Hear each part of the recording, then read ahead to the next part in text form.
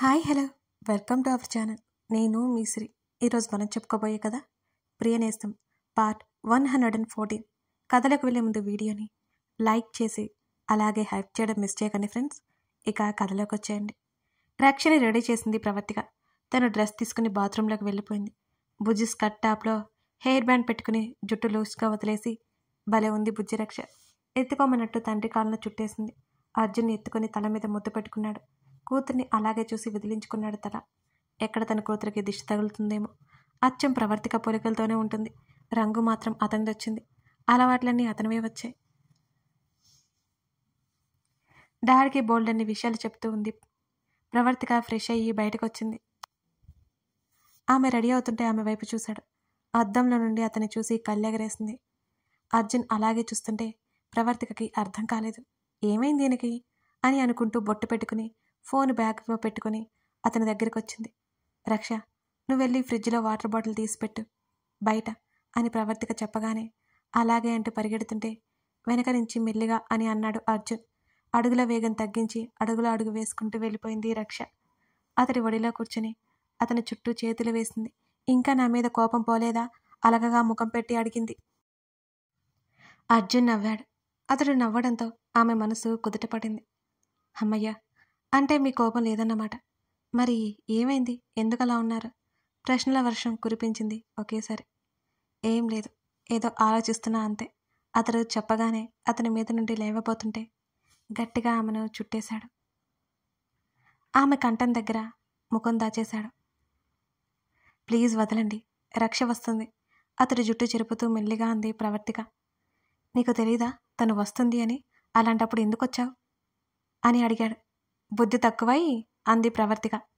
అది వేరే చెప్పాలా నాకు? అర్జున్ అనగానే అతని వైపు గుర్రుగా చూసింది ఆమె. మెట్టపొలం అంటూ ఆమె చిలక ముక్క మెట్టుకుని లాగాడు. అబ్బా అంటూ అతని నుంచి దూరం జరిగి అతని భుజం మీద 2 దెబ్బలు వేసింది చిన్నగా. అప్పుడే పరిగెత్తుకుంటూ వచ్చిన రక్ష కళ్ళు పెద్దవి చేసి చూసింది. అర్జున్ ఏదో అనబోతూ రక్షను చూసి ఆగాడు. ఎందుకలా కొడుతున్నావు? నాకు నొప్పిగా ఉంది అని అర్జున్ అన్నాడు అమాయకంగా ముఖం పెట్టి. ఏంటి నొప్పిగా ఉందా? దానికే అంటూ మరోసారి అతని భుజం మీద 2 దెబ్బలు వేసింది. మమ్మీ! రక్ష అరుపుకి ఉలిక్కిపడి చూసింది ప్రవర్తిక. ప్రవర్తిక కంగారుగా తలదిప్పి చూసింది. రక్ష కనబడగానే గుండెల మీద చేయి వేసుకుని అర్జున్ వంక కోపంగా చూసింది ఆమె. నాకేం తెలియదు అన్నట్టు అడ్డంగా తల ఊపాడు అర్జున్. రక్ష కోపంగా లోపలికొచ్చి నడుం మీద 2 చేతులు పెట్టుకుని మా డాడీని ఎందుకు కొడుతున్నావు మమ్మీ నువ్వు అని ఆవేశంగా అడిగింది. నేనెక్కడ కొట్టానే? అర్జున్ వైపు కొరకరా చూస్తూ అంది ప్రవర్తిక. నేను చూశాను, అబద్ధం చెప్పొద్దు. మమ్మీ నీకు గర్ల్స్ పుడతారు అని అంటున్న కూతురు మాటలకి కళ్ళు తేలేసింది ఆమె. ఎవరు చెప్పారే నీకు ఇవన్నీ అని బొగ్గలు నొక్కుంటూ అడిగింది ప్రవర్తిక. అది మ్యాటర్ కాదు. మమ్మీ డాడీని ఎందుకు కొట్టావు అంటూ తండ్రి మీదకి ఎక్కి తండ్రి భుజం దగ్గర చిట్టి చేతులతో నిమిరింది. నా బంగారు తల్లి. అర్జున్ కూతురు తల మీద ముద్దు పెట్టుకున్నాడు. చేసింది చాలే కానీ రండి ఇద్దరు అంటూ ప్రవర్తిక విసవిస బయటికి వెళ్ళిపోయింది. మమ్మీ నన్నేం కొట్టలేదురా, భుజం మీద ఏదో పడితే దులుపుతోంది అంతే కూతుర్ని చూస్తూ నవ్వుతూ చెప్పాడు అర్జున్. అవునా అంటూ కళ్ళు ఆలు చెప్పులంత చేసుకుని చూసింది. అవును అన్నట్టు తల ఊపాడు అర్జున్. ఈ టాపిక్ మర్చిపోయింది డాడీ, మమ్మీ కోపం వస్తుంది అని తండ్రి చెవిలో గుసగుసగా చెప్పింది. సరే అంటూ కూతుర్ని ఎత్తుకుని బయటకు వచ్చేశాడు అర్జున్. ప్రవర్తిక వాచ్మెన్తో ఏదో మాట్లాడి వీళ్ళ దగ్గరికి వచ్చింది. అర్జున్ కారు దగ్గరికి వెళ్తుంటే డాడీ మనం జీప్లో వెళ్దాం అని రక్ష గొడవ చేసింది. అర్జున్ నవ్వుతూ సరే అని తీసుకెళ్లాడు. అర్జున్ వడిలో కూర్చుంది రక్ష. ప్రవర్తిక పక్కనే కూర్చుంది. వాళ్ళిద్దరి అల్లరి విషయాలు చూస్తూ వాచ్మెన్ గేట్ తీగానే జీప్ బయటకు తీసుకొచ్చాడు మెల్లిగా అర్జున్. ఎదురింటి గేట్ నుండి ఒక పాప హఠాత్తుగా దూసుకొచ్చింది. అది క్షణకాలంలో గమనించిన అర్జున్ టక్కున బ్రేక్ వేశాడు. ప్రవర్తిక కళ్ళు పెద్దవయ్యాయి. ఆ పాప భయంతో అక్కడే ఆగిపోయి కళ్ళు గట్టిగా మూసుకుని నిలబడి ఉంది. రక్ష కూడా కళ్ళు నోరు పెద్దగా చేసి చూస్తోంది. ఆ పాప వెనకే ఆ పాప తండ్రి వచ్చాడు. జరిగిందేంటో అర్థమయ్యి అతనికి ఒక క్షణం పాటు భయంగా అనిపించింది. గబుక్కున కూతురు దగ్గరికి పరిగెత్తి ఎత్తుకున్నాడు అతను. అమాంతం గుండెలకి హత్తుకుని కంగారు తగ్గించుకునే ప్రయత్నంలో ఉన్నాడు. అర్జున్ ప్రవర్తికకి అప్పుడు తేరుకున్నారు. అర్జున్ రక్షణ తీసుకుని గబుక్కున కిందకి దిగేశాడు.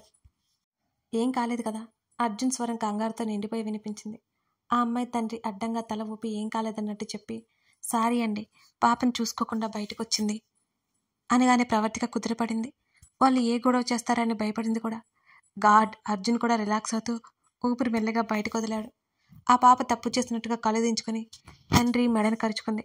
అంకుల్ వాళ్ళకి సారీ చెప్పు, ఆ పాప తండ్రి మందరించిన స్వరంతో అన్నాడు. అప్పటికే ప్రవర్తిక జీప్ దిగి వచ్చింది. మెల్లిగా తల తిప్పి చూసింది. ఆ పాపను చూసే రక్ష కళ్ళు మెరిసే. తనకి హాయ్ చెప్పింది ఆ పాప. సారీ అంకుల్ అని ముద్దు ముద్దుగా చెప్పింది. ఆ పాప మాటల్లో భయంతో తొనికిసలాడుతోంది.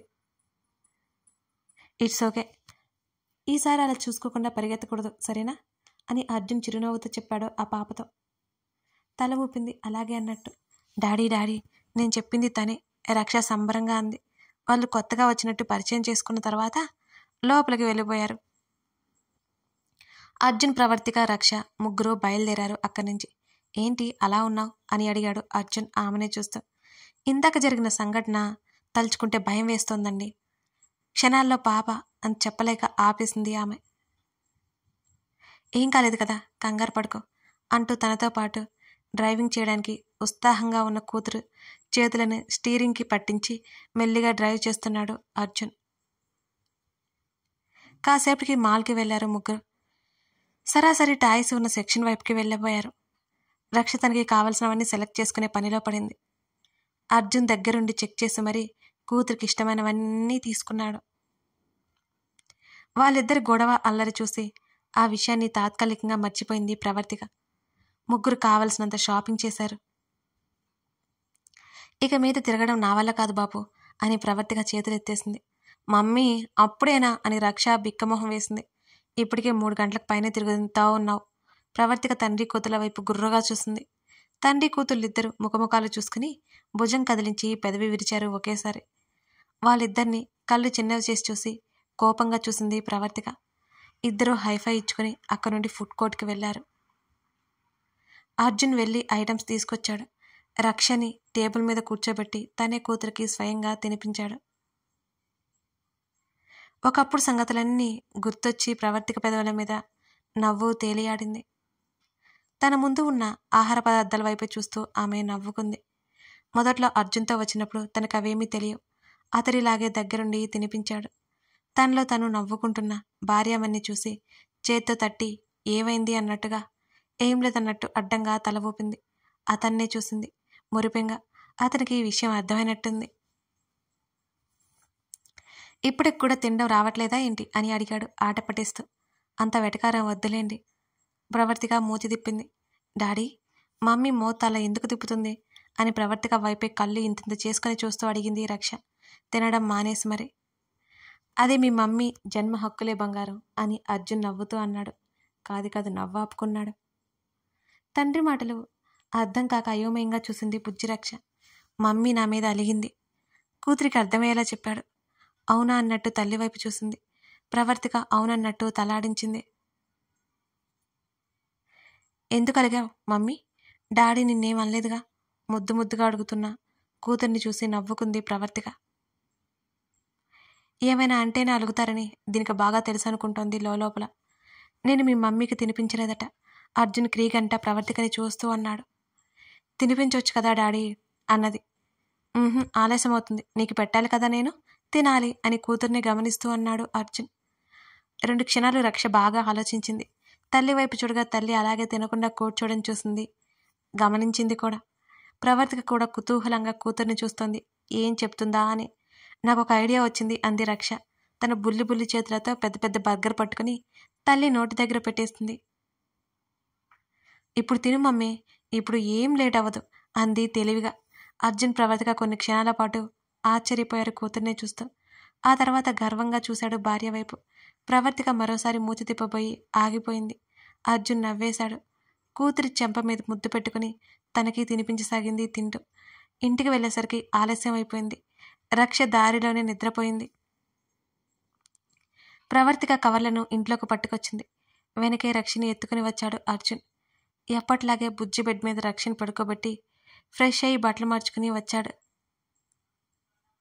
ప్రవర్తిగా గదిలోకి వచ్చేసరికి అర్జున్ కనిపించలేదు. బాల్కనీలో ఎవరితోనో ఫోన్ మాట్లాడుతున్నట్టు అనిపించింది.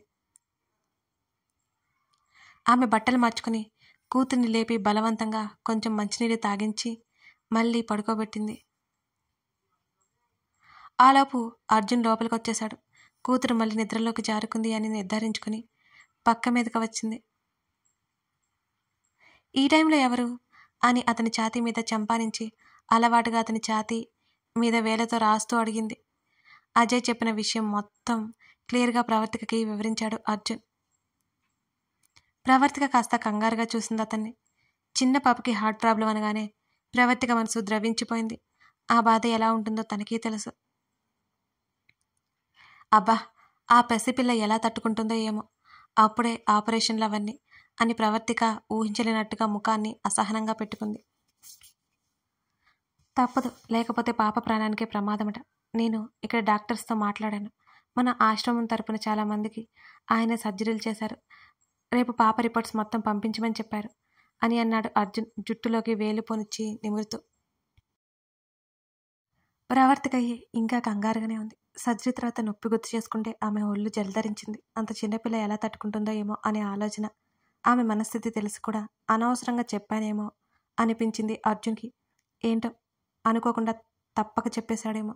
ఏం కాదు, దాని గురించి కంగారు పడుకో. ముందు మెడిసిన్స్ వాడిన తర్వాతే, అప్పుడు తగ్గకపోతేనే ఆపరేషన్ చేస్తారు.